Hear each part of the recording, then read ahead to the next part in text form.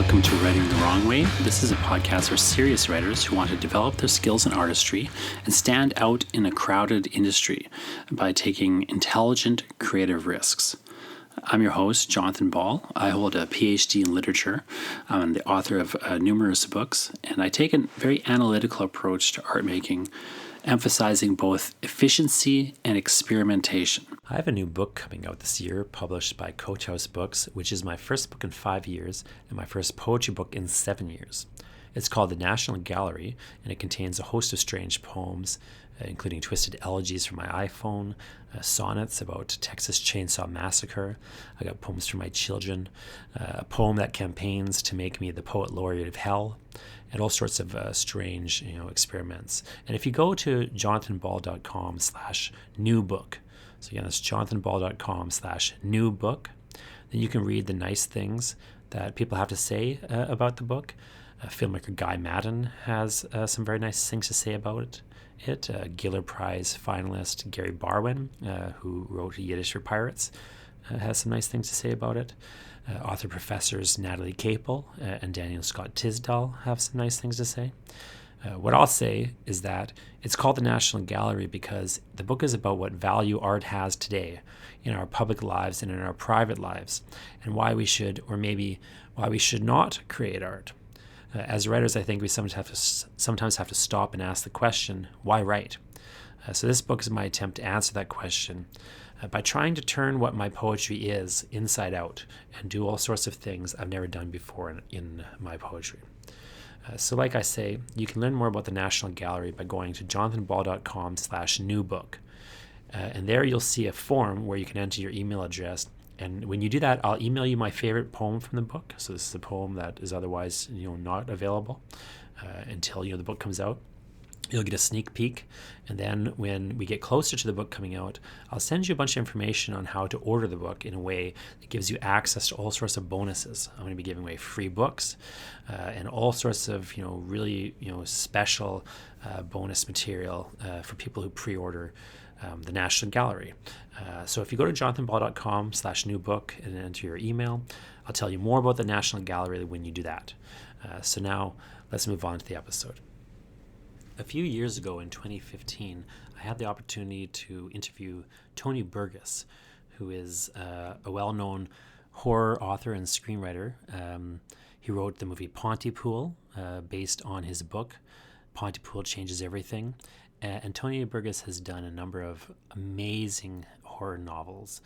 Burgess is my favorite living horror author, probably my favorite living author of experimental fiction and also of horror. He does very strange, very fascinating experimental horror novels, and also writes horror films for all sorts of different people. Bruce McDonald, most famously, the director of Hardcore Logo, made Pontypool, again, out of one of Burgess's books. It actually only adapts there's like a 2-page part of the novel that more or less is being adapted as the movie or expanded outwards into the movie.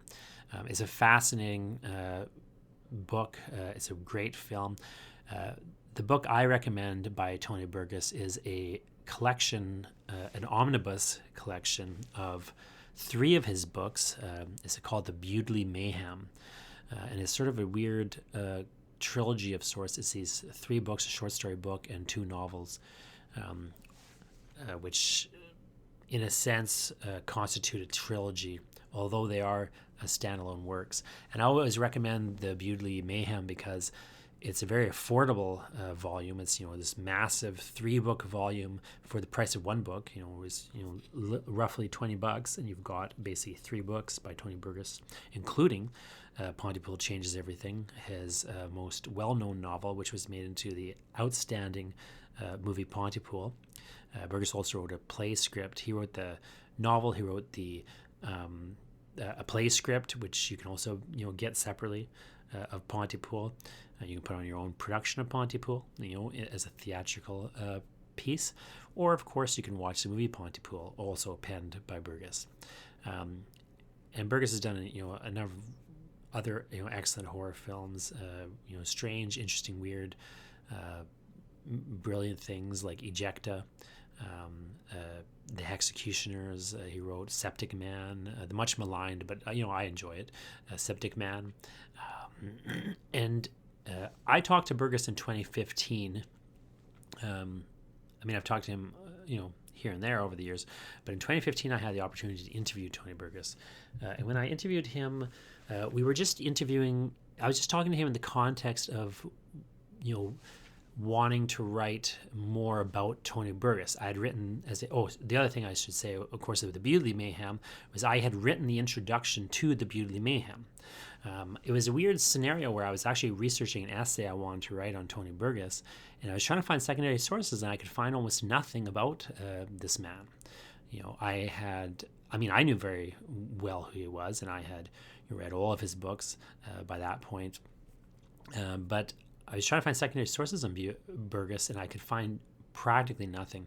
The most promising thing was there was a book called The Bewdley Mayhem, this collection of his 3 novels, and I assumed there was an introduction to that book, and so I ordered the book through the interlibrary loan, and I was told it was for some reason listed in the library as something I could get through interlibrary loan, so I ordered it.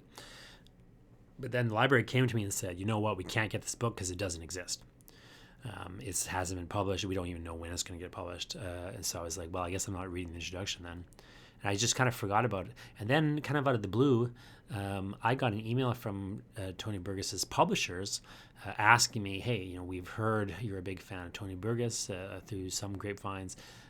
We've seen your writing. Can you write the introduction to the Bewdley Mayhem? So weirdly, I ended up writing the introduction that I had, been trying to procure in order to read, because I was so, upset by the neglect of Tony Burgess in, literary criticism. So I ended up writing this introduction to the Bewdley Mayhem. So another reason I recommend the volume is that in addition to it being a very reasonably priced 3-book volume, it also has an introductory essay by me, so you can get a bit of a framework of how I think one should approach reading Tony Burgess. So around the same time, I had, as I say, this opportunity where schedules aligned for me to interview Tony. At the time, I was just thinking about doing more writing on Tony Burgess. So I was just sort of interviewing him to get information about him and his books. I still, hope to do more writing on Tony Burgess. I actually hope to write an academic book on horror itself and focus primarily on Tony Burgess's work. I just haven't, been able to complete that project yet. I dug up these interviews the other day, and I was kind of listening to them, and I contacted Tony and said to him, I think that I'd like to, use these 2 interviews that we did on this old interview we did on my podcast. It's long enough that I'm going to split into 2 interviews. Tony, was, graciously said, sure, great. So what we're going to hear is me and Tony talking about horror writing, and his writing in particular. So again, the context of this is me just talking to him, not necessarily planning for us to use it in public, although I did end up taking some of the material and adapting some of it as a interview for The Believer. So in the show notes, if you go to jonathanball.com/30, so that's jonathanball.com/30, you'll find the show notes for this episode, and in the show notes I'll link to or include, I'll actually maybe just include as a show notes my Believer interview with Tony Burgess. So that's some of this material, some of the material from the second part of the interview, which you'll hear next week, and also just some material that we kind of back and forth on emailed. We kind of assembled this really interesting interview that I think is really worth looking at. So that's online at jonathanball.com/30. Here we have the interview in 2 parts, this week and next week. Me talking to Tony about horror, about his work, and about all manner of sort of interesting things relating to his books. And I really, again, I cannot recommend enough Tony Burgess's work. Please go check it out. Start with the Beautifully Mayhem. Again, I'll link to that in the show notes as well. And please enjoy the first part of my interview with Tony Burgess. Okay, it's working now. So I'm so like tech non-savvy. I feel stupid because I'm young enough I should be, but I grew up in a really small town, and as you know about small towns, they just get everything late, So like I didn't even have an email address to like the 2000s because I was like, it's a fad. Why bother getting one? Yeah. One. Well, I was just saying with the phone, right? I didn't have a phone, and then I realized that I was sitting outside of every single circle of people I've ever met because they were all watching their phones, and I just sit there. And I figured, fuck it, I'm just gonna have to get like a the phone. cell phone. You mean? Yeah. Yeah. It took me forever for that. I remember for a while I had a cell phone, but I wasn't texting on it. And I would get like a text message, and I wouldn't know what it was. Like I would be angry because my phone says I have a message, but there's no message on my phone. And so I would get it. I finally, like 2 weeks after somebody sent my message, I would figure out that I had it, and I would look at it, and then I would like call them on the phone. And I would say like, "Oh, I know." Hey, well, my thing now is, I will look for my phone while I'm using my phone. Yeah, I'm not sure. I'm not sure what's going on there, but yeah. Anyway, man, it's great to meet you. Yeah. I know. I turned my video off, so there it is. Oh, there you are. All right, that's better. It's like some kind of one-sided Match.com there for a little while. Well, for some reason, I've got this thing where I don't. Every time I answer the Skype call, I answer it wrong. Right. So, but now I've got it. So there we go. So look at you. Your fucking hair's all gray. I know, it's sad. I'm like 35 and my hair is totally gray. Jesus, my hair went gray when I was 30. Yeah, mine started to really go around 30, and then by 32 it was gone. Yeah. But and I cut it shorter too, which I think didn't help. But yeah, it's nice to talk to you. I don't want to like eat your time up like crazy, but I did want to talk to you about a bunch of stuff just because. Like in addition to doing this Believer interview thing, like I say, I kind of want to do a book on horror. And the more I think through it, the more I think I'd kind of like to focus it not exclusively on your books, but kind of primarily on them. Just because they really are doing like this thing that I find interesting in a lot of ways. But like, I think in some ways they're atypical for horror, as well as kind of crystallizing certain trends in horror. Like the three trends that really interest me in terms of like horror tropes are the idea of not just that horror has this structure where it's concerned with monsters and has an attraction and a repulsion to the monster, but also that it in the culture it is almost considered a monstrous thing. So you get like this interesting I think you get this interesting level where the books, and you'll find this even in the horror stories, like the books are monsters, authors are monsters, and readers are monsters, and then that'll sometimes that's a cultural concern. When you get like anxiety in the culture about like, well, who's writing these books, who's reading them, like what's wrong with them, will they breed monsters? And then you also get like that crystallized in the stories. Like so, Lovecraft's got the Necronomicon, this unholy book. You've got the you start to get really cool metafiction, like In the Mouth of Madness, or something that kind of like just pulls all those ideas together. But I see you almost kind of doing that and not doing that. To me, once you do that successfully, then you stop it happening. Sure. Yeah, that's interesting. That's what a problem with Mouth of Madness for me is that at some point it stops achieving what it's trying to do because it's showing you what it's doing, and then it becomes a conventional not a monster anymore, but something that is educating you about monsters, and that's just not a monster. Yeah, that's an interesting way to put it, because it does kind of like seem like that's almost the problem with the kind of horror that I like. Like I think it crosses a line often into a place where now it's very intellectually concerned with itself in a way that starts to diffuse its horror. Like you get to cold place and like cold disinterest in the horror story. And what I like about your stuff is you seem to almost be doing that, but you're still very viscerally engaged, and there's a visceral involvement. So anyways, so the point, this all is just a long way of saying, like, there's a bunch of different things I wanted to ask you about, that. Yeah. So I thought I'll just like kind of like ask you a bunch of questions. Just a quick note on what you just said there, which is interesting. I think that what I like to do sometimes is to lay a kind of conceptual bait, so that somebody thinks that this is going to be successful in some level for them, and so they can't resist beginning the story, and then at some point they will be stripped of that success and hit very hard, if I'm lucky. It reminds me of a thing that Stephen King used to say. I remember, I think it's like in some Paris, when the Paris Review finally decided to interview Stephen King, he said something along the lines of what he wanted was for his books to hurt the reader. And like there's an aggressiveness in it. And I always thought that was interesting because the irony, of course, is that people always report that Stephen King is this safe place. He has this narrating kind of style that makes you feel safe even in the midst of the horrors. Like there's that kind of like you're friendly. He's a friendly guy, but he's going to show you the corpse under the sheet. And I feel like it's interesting because that's what people report, but that's contrary to what he's saying he's trying to do.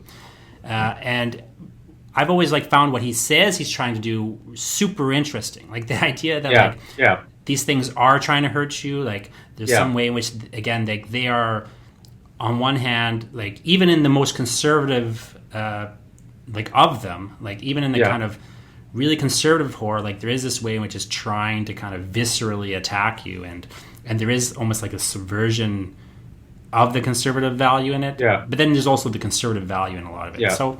Well, it's funny. He's a funny case because I think that he doesn't do that as often as he hopes he can. But I think he has done it a couple of times. Sure. And in really strange examples for me anyway. I haven't read Stephen King for a very, very long time. I haven't read a lot of stuff. But way back in the day, I remember Pet Sematary. Yeah, that's the one I was thinking of. Scaring the fucking shit out of me, and me starting the book innocently at 4 p.m. and thinking la-di-da, and then having to put the book down and then picking it up again at 11, and then sitting around 4 a.m, pale, shaking, unhealthy. I never got that experience in any of his other books, but he did that sensation that that you're describing. He did that once for me anyway. And which is no small thing. I like a number of his other books, but I do kind of always think of Pet Sematary as almost the perfect example of that, because I still remember the last line of Pet Sematary, which is, darling, she said, and her voice was full of dirt. Like, wow. I still remember it, like, and I haven't read it since I was in high school. And it's but yes, and even Pet Sematary, of course, had like the legend of. He claimed at one point that he almost stopped writing it. It was the one that scared him the most. Right.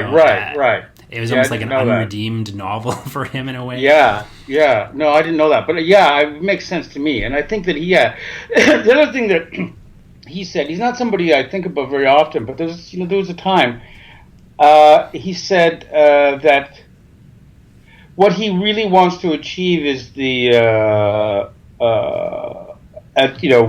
Lovecraftian, transcendent, splendid horror that is, for him anyway, has a kind of spiritual, metaphysical component or whatever. And he says that's the A grade. The B grade is a psychological, engage you in a psychological way, and something psychologically horrifying. The C grade is to gross you out. And I always thought that I would just reverse that hierarchy for myself, that the A grade is the gross out that achieves all that he's thinking his A grade can, and that the very least, the sort of lowest grade would be the metaphysical or the spiritual component, would be the cheapest thing you can achieve. The conceptual level where you're like in the that Lovecraftian world where like it's horrible, but it is it is almost a dispassionate way in which it's horrible. Yeah. I mean, I'm actually rereading that book. He says that in Don. Well, it's also, and I mean, it's a kind of a Bataille idea. The idea that you will pay, you will endow those higher thoughts with all of the accoutrement and tools and choral noises that you can in order to make it achieve what we all think it should be, and we will let everything below it fend for itself. Well, I'd let everything below it sing that song instead and see what you end up. Anyway, that's just reversing hierarchies or whatever. So I want to kind of get back to that maybe later, but I want to kind of just maybe start with like just some really basic things, like how did you start actually writing this stuff? Like at one point, I know you were writing a lot of poetry. I can find a lot of mentions of you writing poetry, but I cannot find your poetry anywhere. Oh, it's terrible stuff. And I never really liked it. When I was writing poetry, I was doing a lot of painting. Sure. And painting was really what I was thinking about, and so the poetry was just sort of like note taking and playing around with different ideas, and I really do have even at the time thought this, and certainly do now, that I like poets to be few and far between, and I'm not going to be one. You know what I mean? Because I want to know what the game is. What's at stake with poetry right now? I think that's part of what poetry has to do. There has to be and it's always been that way. What is the stake of the game of poetry right now? And if you've got everybody fucking writing poetry, then there's no way of knowing it. And that's elitist and connoisseur or whatever you want to call it. But I just think that that's the way poetry should be run. That there should be few poets, and they should be excellent. So did you get into things like into writing these books like through poetry though? Because from what I understand, maybe correct me if I'm wrong, but from what I understand, you kind of started out under using the name Tony Blue. You were kind of doing these punk poetry performances. You opened for people like Lydia Lunch and Johnny Thunders. So I was wondering if you could maybe tell me a bit more about like that, like those experiences, or what was going on then, or like to what degree was that the gateway towards what you're doing now, or was it just a separate thing? No.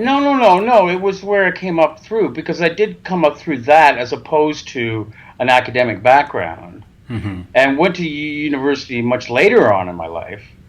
But early on it was, when I was 16 and 17, it was going to clubs downtown, and we all had bands. We all had these, and it was, it was a very exciting time as well in the late 70s downtown. People coming out of OCA and all this sort of the scene was happening, and it was all fueled by art students, and so you had it was a very literary movement before it was a punk movement. There was a lot of things going on, and I had a number of bands, but I couldn't really. It was very hard to keep people organized because everybody was fucking. Yeah, I've been in bands. I know. On very heavy drugs and stupid and crazy, and so I just thought that I would start. I wanted to create the sound or energy or the impactfulness of a punk band with a spoken word. And at the time I was looking at things like this, people like Hugo Ball and those sort of like confrontational kinetic poetry of, the Dadists and futurist performance and all those kinds of things. Because it was all coming out of the art colleges at the time. I mean, this was the kind of environment, right? It was all Ubu and, these bigger than life, modernist monsters, right? That were just like fantastic, and you could bash things very loud and make great primitive rhythms and all these kinds of things that were infused part of the music, right? And so then I did I drew from those kinds of forms and had to open for these loud, violent, thrashing, aggressive bands. So I would adopt that kind of a personality before it, and it was very confrontational. And the easiest way I could quickly achieve that was to shock and horrify the audience, but not in a way that made them feel like they knew what I was trying to do. And that was a key, because there were other people that were doing that same thing at the time, which is, the kind of G.G. Allen, the kind of like aggressive, grotesque, repulsiveness or whatever it is, right? Just shock and that kind of thing, which I have a great appreciation for. But I wanted to make it so that they didn't know exactly what I was doing, and so it would make them follow and then destroy their experience of following it. So is that where you started to get really interested in that visceral level? Yes, it had impact? to be, absolutely had to be visceral, and it would have to come out of. It would just have to a series of rotations in the languages, in the rhythm, in the things that would produce this confrontation. And from what I understand, you were like writing these poems the day of, and then throwing them in the trash. Throw them. Everything had to be done once. Nothing could be done. Nothing could be done again. And a lot of the times, just write them just before going on. So why was that important to you? Was it just that like once they'd heard it, then it wouldn't have the impact again? Or I still do everything that way. Yeah. Because to me it is. I mean, this goes to a number of different things, but it is the event is the writing, and so what I do is I prepare myself for the writing, and I'm doing that right now. In fact, and it takes me a couple of years to prepare a novel, but I will not write word one. And once I've started, put down the first letter, I can't stop until it's done, and no matter what happens.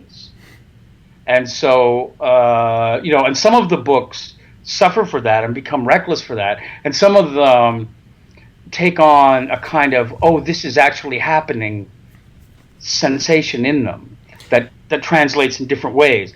And so, if for instance, like writing Idaho Winter, I did that, and then got into this argument with, I can't remember who it was, somebody at ECW, and it was just a foolish thing. I was just headlong crazy, and I argued, and then I just got fed up, and I'm not gonna do it, and then put it aside and thought now I don't know what to do, and I kind of shot myself in the foot a little bit, and so I just put it aside for about a year, and then we started back up in conversation. What about that book? Okay, and then I realized that the only way to successfully do that, to pick up the book again, was I could not reread anything that I had written. I would have to take the last word, right, that I had written, and hopefully be able to sort of retrieve enough that I could keep going.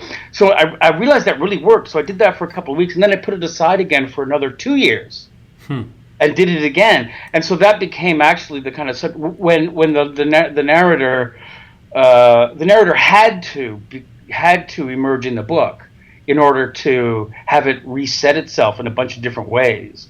And he lost track of whether the genders of the character. Yeah, which really did happen. I sat down and I went, "Fuck, I don't remember Alec. I got to go look back at the spelling." No, you can't. And so it was just leaning forward all the time, which comes from those days way back in the Beverly and those places, right? Of that the thing could not be the writing actually had to be as close as possible to the reading. So, almost like a photograph. The photograph has to be in the place that it's taken. There's a number of things that I was orthodox about in my own mind about how these things had to be done. And I still do that in a specific way. Were you always sort of doing the books like that? Like back with Pontypool Changes Everything? Are you kind of doing that headlong rush? Yeah. Really? And with the short stories and Hellmouth and everything? Yeah. Really? Everything. Yeah. Pontypool, I wrote and faxed while I was writing it. Wow. Yeah. So it's interesting because... But I'm just going to say that sounds sort of crazy, and it sounds impressive maybe, but they have to be prepared for. They have to be prepared for. And I'm just about getting close to preparing for the next book, but it was 2 years of reading, thinking, of finding the voice, of breaking it down, of sitting, and I do days, and people think I'm crazy. My family thinks I'm insane because I sit and do nothing for fucking months. I make no money. I stare. So anyway, yeah. It's still being written because these books are very. I mean, there is this madness to them, and there's this headlong rush, and there's this almost like it's this kind of surrealistic, automatic quality. But at the same time, there's some really clear structural elements. Like Caesarea is the one I always think of, where I mean, it begins and it ends with the writing on paper. It has real sort of symmetry to it, even as it kind of takes these weird leaps where you don't know. Yeah. Again, it's very unclear, and there's an instability to it, but it is almost like a mirror image at a certain point in that middle of that book. Like absolutely. When he goes in the house and he comes out as the smaller version of himself, like it almost just kind of like it breaks and starts to reverse itself in a strange way. Yeah. Well, absolutely, and and it kind of it begins to eat itself partway through the book, so that it's actually literally digesting itself and kind of coming to understand itself throughout the book, so that that structure that repeats itself as a mirror of its beginning, or whatever. I mean, that's kind of a function of the writing more than a kind of, well, let's balance this and balance that. But it's the way the book ate itself as it was writing. So what is it that you're looking for? You're trying to get kind of in your head before you start writing. Is it a structural thing that you have to sort of figure out first, or is well? There's a little bit of that. I mean, first of all, what I tend to do is I go, I listen. I'll get kind of a conceptual idea, which I think I hope is not a very compelling one, because the more compelling ones tend to sort of be a bit distracting. Pontypool was a very compelling idea, but I hoped, I didn't want to treat it that way, but it ended up being. Now that's when everybody asks me about Pontypool. The virus of the language is so fantastic. Yeah. Where did you ever? It's like it's not that hard to find that idea. It's around. Well, yeah, but, it's literally like language is a virus from Burroughs. I mean, you've got that clear idea. That's not where it came from, but it is out there. Those two words, language and virus, in a sentence. Anyway, but and Caesarea was a deliberately finding a concept that was unworkable and undevelopable. It's that the town is slightly smaller inside itself, and that will never become legible to the book. The book will never find a way to make that legible, and because of that, it will, in its attempt to sort of solve its problem, a absolutely perverse stage will be set up. Wherein it becomes this kind of horrifying broidal painting of a market, that's just excess. But you were asking then the beginning of it. So I'll have a concept that's sort of maybe, and then I'll try to figure out a fairly conventional this and this and this in a story, right? This and this and this. The town was there, and this happened to the town, and one fellow was da-da-da-da, and then he ended up meeting somebody, or they went to another place, and they found a plane, blah, blah, blah, blah, to the end. Da-da. And then what I'll do is I'll just kind of corner people selectively at places, and I'll go, I got a story I want to tell you. And then I'll just tell them, I'll try to make it, I'll narrativize it so that, but it has to kind of satisfy a kind of conventional thing, so that person goes, oh, wow. Oh, and then that's a great story. So I look for that the listener, the audience guy, girl, whoever it is going to go, oh, I like that story, because that's the part of the bait. It has to be a spine, in a sense. Part of the spine, but it's not just a spine, because that's not the story that it's going to be. The book is going to be. But it has to sort of satisfy what people think a clever or a good or a satisfying story is. Sure. And so then they trust it, and it's oh, I want to know more. I want to know more. La la la. And then I'll listen.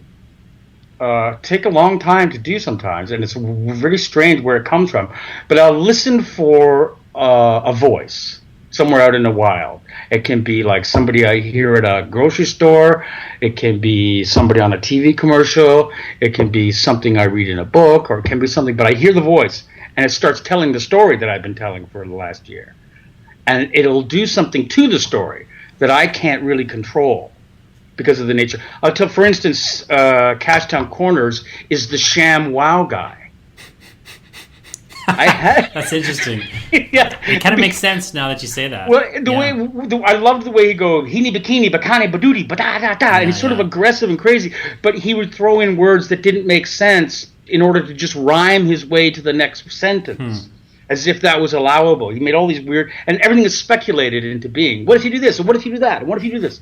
So it's this kind of like series of scattered speculations about what is, combined with this wholesale rhyming and providing structural ways of getting from that idea to this that aren't related to the idea, but are just have this anyway.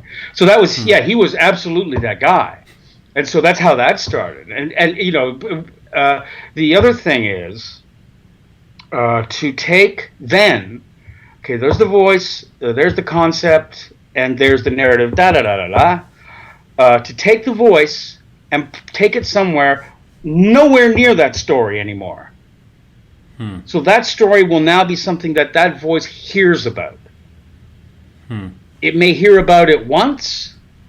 It may be hearing about it all the time, but it is never that voice's story. That voice will actually have no story. It sort of loiters and it kind of kills time and tries to get on with things or whatever it is, but it is sort of empty of that story. That story is either primary or secondary or something, but it's not the narrative voice's story. So then I'll have to sort of, the book that I was going to write is overheard or spied on or seen from a distance by the voice that is a voice I listen to instead of occupy. So in some ways, as you say, like you're kind of almost setting forth this antagonism maybe between like the voice and the story that it's supposed to be telling, but is really destroying in a manner of speaking. In a manner of speaking, yes, it is, yes. And you know, there'll also be sort of weird things that happen, like because the story will have a kind of envy and will have this agency that's bizarre, and it will try to interfere with the voice or try to work its way in front of the and insist on being part of elements. But you can't. Again, it's sort of like it not being legible or it not being available to what is the governing principle or the governing body of the thing that's in front of it. So was this always what you were doing? Like, was there ever a moment where you were writing like the standard kind of Canadian short story, or like, and then you moved, or you just were always sort of when you started to hit this idea or this? No, that was always happening. That was always happening, and I mean, there's a bunch of different things. I think that a bunch of reasons for that. I think, and it was influences on me when I was a teenager, really. And some of those were disastrous lifestyle choices. At one point, you were trying to burn down the Hotel Isabella. Is that correct? Hey! Bill C-51 was passed, bitch. Kill it. Jesus Christ. That never happened. That's right. Sorry. Did you work as a telephone psychic at one point as well, or? I did. I worked as a telephone psychic for about a year and a half. Yeah. How did that work? I love that, man. It was I just gotten a degree in fucking semiotics at UT, which was completely ridiculous. And so the job I got, which I thought was a perfect job, that I was absolutely qualified for, which is to read tarot cards. And so, it was perfect. Sure. It was, in fact, the high end of the job I could expect with a degree in semiotics. You know what I mean? It was like, and so, there's science. I took that job very, very, very seriously. Even though I had no belief in it whatsoever. It didn't matter. I mean, it's semiotics, I suppose, in its purest form, in its purest form. And I didn't interfere with it. I just did my best job as a reader and a medium. I guess in a way you're almost doing the process you're describing is sort of a medium-like process. Like at least that seems to be the goal or the intention, to sort of set up a system or a structure that is going to produce a text that you can just channel. And that's to me that's the difference between, and we talk about automatism is an element of that. The notion of recording is an element of that. That it is a recording of the writing, as opposed to something else. I mean, it has a kind of well, I think of fidelity to the event, like fidelity. It's a fidelity to the writing. Yes, it is. Yeah, and it's preoccupied with that all the way through, and and different. Sometimes I get kind of like caught up in different figures and trying to find what is the figure that's going to be the best stylus, to drop into the thing and to make the record, or what is the recording device and where to put it into the room, and is it the recording of the scritching and the recording of the tap? Hang on.